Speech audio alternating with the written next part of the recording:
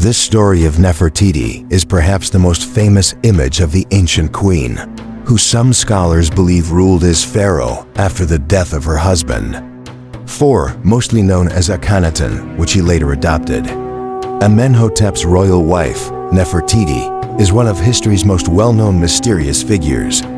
Although she was famous for her beauty, today's Egyptologists are discovering another dimension to her life: her role as a power broker. Praising texts describe her magnificence, similar to that found engraved on an obelisk in Amarna, Egypt, the leading woman of all the nobility, the great person of the court, perfect in appearance, double-betrothed beauty, mistress of joy united with grace. Happy to hear the voice of the people, Nefertiti, the king's great lady, his lover, the great lady of two lands, granted life forever and ever. Nefertiti's wife revolutionized Egypt and transformed the polytheistic state religion into the worship of a single god, the solar Disgaten. He also moved the Egyptian capital to a new city he built called Akhenaten, meaning horizon of the god Aten. Akhenaten's revolution was short-lived. Egypt would return to its former faith after his reign. His successors tried to erase his name and legacy. Her capital was abandoned, and artworks featuring her and her family's likeness and name, including Nefertiti, were defaced. Their legacy would remain buried for thousands of years. Dedicated to the sun god Aten, the remains of the roots of Akhenaten Nefertiti, known today as Amarna, are located east of the Nile. Although the depiction of Queen Nefertiti was undoubtedly embellished, the claim that she was beautiful, perfect-looking, seems to be borne out by surviving depictions. One work of art in particular has become a symbol of female beauty. After more than 3,000 years in obscurity, her discovery in the early 20th century brought Nefertiti worldwide fame. Nefertiti's magnificence was revealed again on December 6, 1912, when German archaeologist Ludwig Borchardt unearthed her now iconic bust from the ruins at Amarna. Considered the most striking depiction of a woman from the ancient world, and perhaps the most famous relic of antiquity, the bust appears to embody the queen's name, which means, "The beautiful one has come." Borchardt discovered the bust while excavating in the workshop of a palace sculptor. The masterpiece was extraordinarily well preserved, despite being buried for 3,000 years. As Borchardt wrote in his excavation diary, "The colors are as if paints had just been applied. Absolutely extraordinary work. It is useless to explain, it must be seen." The high cheekbones, slender neck, and vibrant expression of a woman who almost appeared to be living and breathing became symbols of beauty and Egyptian art.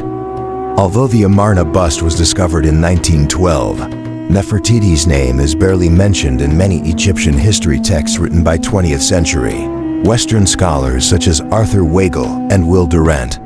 For many of his contemporaries, Akhenaten's sweeping religious and political reform took center stage, while Nefertiti played the supporting role of a beautiful wife and mother. Recent research reveals that its role is much more complex. He involves him in state affairs, especially in establishing the monotheistic faith of Aten.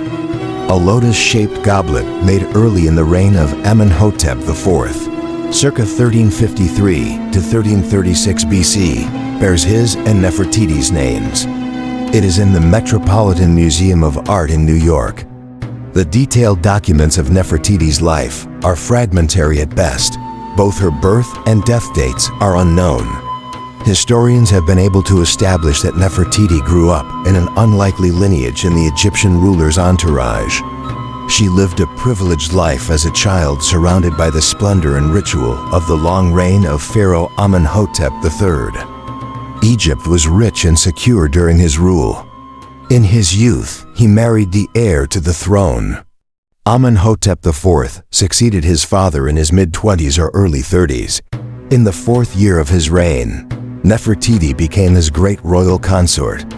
Sometime after the 5th year of his reign, Amenhotep IV changed his name to Akhenaten, one beneficial to Aten. Nefertiti enjoyed a status and visibility that no other woman in Egyptian history had, including her images in art, sculpture, and buildings.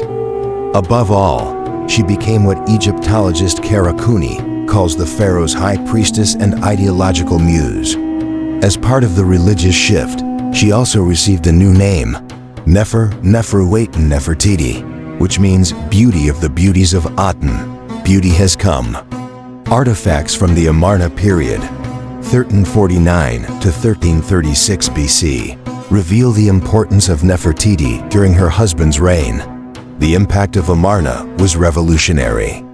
In this short period of time, the classical rules of art were broken and changed. Before the Amarna period, both male and female figures tended to be highly stylized, depicted by a strict set of standards thousands of years old. Both male and female individuals were slender and streamlined, their faces and bodies rendered in profile and in a straight, two-dimensional style with eyes and shoulders facing forward. This law of beauty changed dramatically when Nefertiti reigned. Lines that had previously been hard and straight became fluid, curved, and more natural. Both Akhenaten and Nefertiti are drawn using more curvaceous lines. Both have attractive lips, long faces and noses, slender bodies, protruding bellies, and wide hips. In the Amarna style, both male and female figures were rendered similarly. Experts believe this emphasizes Aten as both father and mother of the Egyptian people. The pharaoh, like Aten, had to embody both parental roles to create an indissoluble unity that would bless Egypt.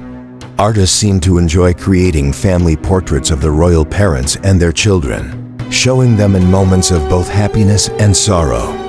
The fullness of their lives was shown, providing an intimate glimpse into the royal family.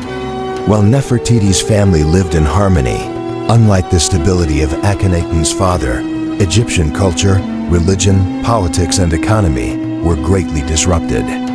Building a new city far away in 1349 BC was a difficult and extremely expensive task, and the establishment of this capital threw the whole of Egypt into turmoil.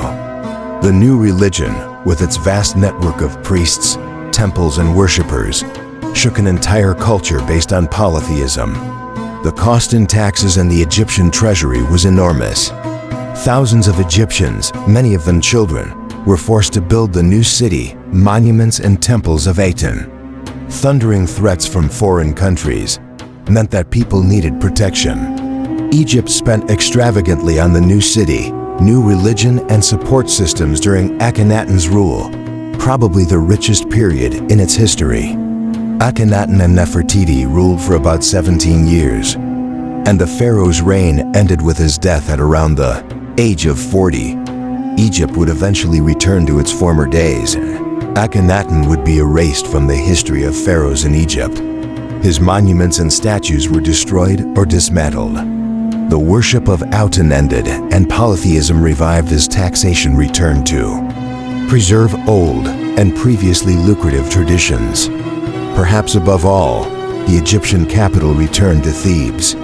Akhenaten's new capital was abandoned and remained in the dark for more than 3,000 years. Nefertiti's life, after the death of her husband, is a matter of great debate among Egyptologists. They agree that she outlived her husband, but the nature of her role in this time of violent change in Egyptian history is unclear. Perhaps she disappeared or assumed a more prominent role.